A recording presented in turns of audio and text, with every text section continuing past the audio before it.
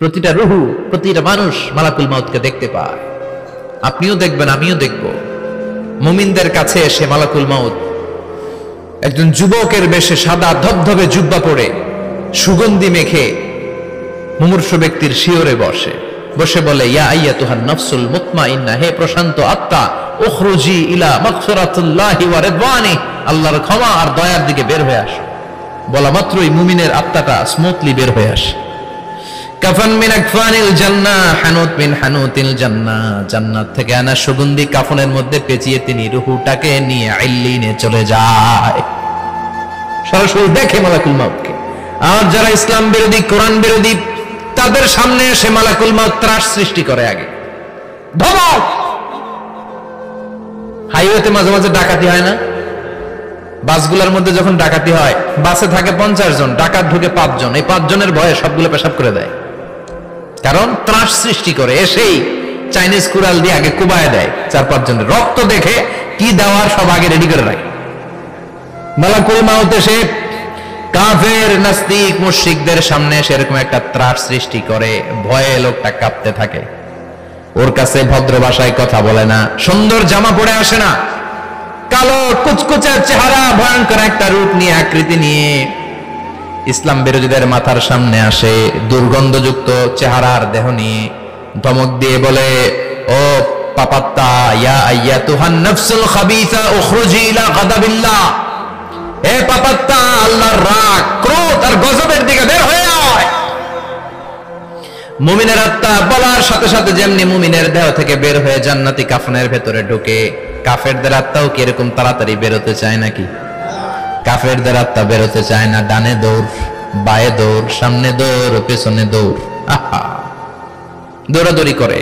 মালাকুল মাউত এটাকে টেনে হিচড়ে, একটা জীবিত ছাগলকে জবাই না করে তার চামড়া উল্টার দিকে টেনে হিচড়ে বের করলে ছাগলটা যত কষ্ট পায়, এর চেয়ে কমসে কম 70 গুণ বেশি কষ্ট দিয়ে কাফের, মুশরিক আর গাদ্দারদের রূহ কবজ করা হয়। আল্লাহ, এই পরিস্থিতি থেকে তুমি আমাদের বাঁচাও। মুমিনদের রূহ যেমনি কবজ হয়, ওইভাবে রূহ কবজের ব্যবস্থা করে দিও। ঈমানের মৃত্যু নসিব করে দিও, শাহীদি মৃত্যু নসিব করে দিও। আমাকে শহীদ করে সেই মিছিলে শামিল করে নিও, যে মিছিলের নেতা মীর হামজা, খোবায়েবে খাব্বাব, আল্লাহর কাছে ছিল অতি প্রিয়, শামিল করে নিও। আমাকে শহীদ করে সেই মিছিলে শামিল করে নিও। পড়েন আমিন। আর জোরে পড়েন আমিন। তার মানে বিমান দুর্ঘটনায় হোক, কিংবা লঞ্চ ডুবিতে হোক, কিংবা আগুনে পড়ে হোক, কিংবা আত্মঘাতী হামলায় হোক, যে যেখানেই মারা যায়, কবরের 3টা প্রশ্ন তার জন্য আছে না নাই? ইসলাম বিরোধীদের জন্য প্রশ্ন 3টা, আপনারা যারা মুমিন তাদের জন্য 4টা, আপনাদের জন্য একটা বেশি। আলহামদুলিল্লাহ। কোন কবরে এসে প্রথম প্রশ্ন করবে, মুনকার নাকির যখন চলে আসবে, 40 কদম যখন আত্মীয় স্বজনরা লাশটাকে কবরের মধ্যে দিয়ে 40 কদম চলে যায়, তখনই ফেরেশতা চলে আসে। আহা, শেষ, সব শেষ। এসেই পরীক্ষা শুরু। মার রব্বুক, তোর রবের নাম কি? চিল্লায় বলেন, আমাদের রবের নাম কি? আমরা বলবো রব্বি আল্লাহ, আল্লাহ আমারে রব। দমে দমে তনু মনে তারি অনুভব। পড়েন, আল্লাহ আমারে রব। তোমার দুনিয়াতে আমি যেদিকে তাকাই, অথই নিয়ামতে ডুবে আছি সবাই। পাখপাখালির গানে শুনি তসবিহ কলো রব, তসবিহ কলো রব, আল্লাহ আমারে রব। প্রথম প্রশ্ন, তোমার রবকে? আমরা বলবো আমাদের রব আল্লাহ। দ্বিতীয় প্রশ্ন, ওমা দীনুক, তোমার ধর্মের নাম কি? আমরা কি বলবো? তৃতীয় প্রশ্ন, বিশ্বনবীর চেহারা দেখিয়ে বলা হবে, আতারিফু হাদার রাজুল, এই লোকটারে চিনো নাকি? আমরা বলবো চিনি, আমাদের প্রাণের নবী, ঠিক কিনা? চাঁদের চেয়ে সুন্দর তুমি নবী আমার কমলিওয়ালা, দু জাহানের বাদশাহ তুমি প্যারা নবী সাল্লে আলা, চাঁদের চেয়ে সুন্দর তুমি নবী আমার কমলিওয়ালা, ঠিক কিনা? তিনটা প্রশ্নের যথাযথ উত্তর যখন দিয়ে দিলেন, আপনার জন্য অতিরিক্ত আরেকটা প্রশ্ন করা হবে, ওয়ামা ইলমুক, তোমার নলেজ কি? তিনটা প্রশ্নের উত্তর যে তুমি করতে পারলা, কিভাবে পারলা, কেমনে জানলা? নকল করে বলছো নাকি জেনে বুঝে আসছো? নকল হয় না? এখন তো পরীক্ষা চলতেছে বোধহয়। কি পরীক্ষা? এসএসসি পরীক্ষা। নকল হয়? কৃষ্ণপুরে নকল নাই না? এখন মনে হয় এগুলো একটু কমছে। একটা সময় ছিল অনেক নকল হইতো। পাঞ্জাবের ভিতরে নকল, পকেটে নকল, টুপির ভিতরে নকল, মৌজার ভিতরেও নকল, এমনকি মেয়েরাও নকল করে পরীক্ষার হলে আসে না নাই? স্কেলের মধ্যে লিখে নিয়ে যায়, হাতের মধ্যে লিখে নিয়ে যায়, ওড়নায় লিখে নিয়ে যায়, কাপড়ে লিখে নিয়ে যায়, আসে না নাই? ফেরেশতারা বলবে নকল করছো নাকি? কেমনে জানলা? তিনটা প্রশ্নের উত্তর তুমি কেমনে বললা? আল্লাহ তোমার রব, ইসলাম তোমার ধর্ম, এই লোকটা বিশ্বনবী, কেমনে চিনলা? আপনাকে তখন বলতে হবে আমি কোরআন থেকে শিখেছি, আমি হাদিস থেকে শিখেছি, আমি ইসলাম জেনে বুঝে মেনেছি, আমি আন্দাজে কোথাও ঘুরি নাই। চিল্লা এখন ঠিক কিনা? আপনাকে বলতে হবে, এজন্য শিখতে হবে, প্রতিনিয়ত ইসলাম সম্পর্কে জানতে হবে, আখের গোছাতে হবে, জীবনটাকে আলোকিত করতে হবে। চিল্লায় বলেন ঠিক কিনা? চারটা প্রশ্নই যখন হয়ে গেল, ফেরেশতারা বলবে আহলান ওয়া সাহলান ওয়া মারহাবান বিক, খোশামদেদ, কংগ্রাচুলেশন, খোশামদেদ, কংগ্রাচুলেশন, সব প্রশ্নের উত্তর তুমি পেরেছো। ফায়ুফসাহু লাহু কবরুহু ৭০ যিরান, আপনার কবরটারে ৭০ হাত লম্বা করে দেয়া হবে। ওয়া ইফতাহু লাহু বাবুন ইলাল জান্নাহ, আপনার কবর থেকে জান্নাতের দিকে দরজা খুলে দেয়া হবে। ওয়া ইলবাসু মিন লিবাসি আহলিল জান্নাহ, জান্নাতের দুইটা রেশমি কাপড়ের পোশাক এনে আপনারে পরিয়ে দেয়া হবে।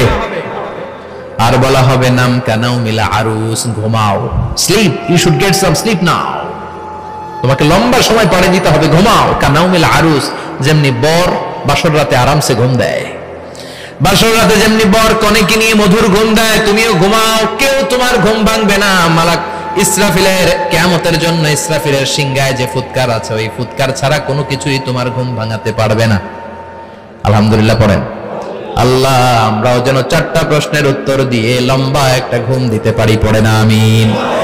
ওয়াম্মাল কাফির ওয়া আহলুশ শিমাল, আর ইসলাম বিরোধী যারা, তাদের সামনে আসবে মালাকান আসওয়াদান আজরাকান, কৃষ্ণ বর্ণের দেহ, নীলাভ বর্ণের দুটো চোখ, গায়ের রং কালো, চোখের রং নীল, দেখতে কেমন লাগে? আলিফ লাইলার ভূতের মতো, কথা কন। গায়ের রং কালো, চোখের রং নীল। ফেরেশতা দুইটা আসবে, এসে ত্রাস সৃষ্টি করবে, এসে বলবে বল তোর রবের নাম কি? মার রব্বুক। ইসলাম বিরোধী মুশরিক, কাফের, নাস্তিক এরা বলবে আমি জানি না আমার রবকে,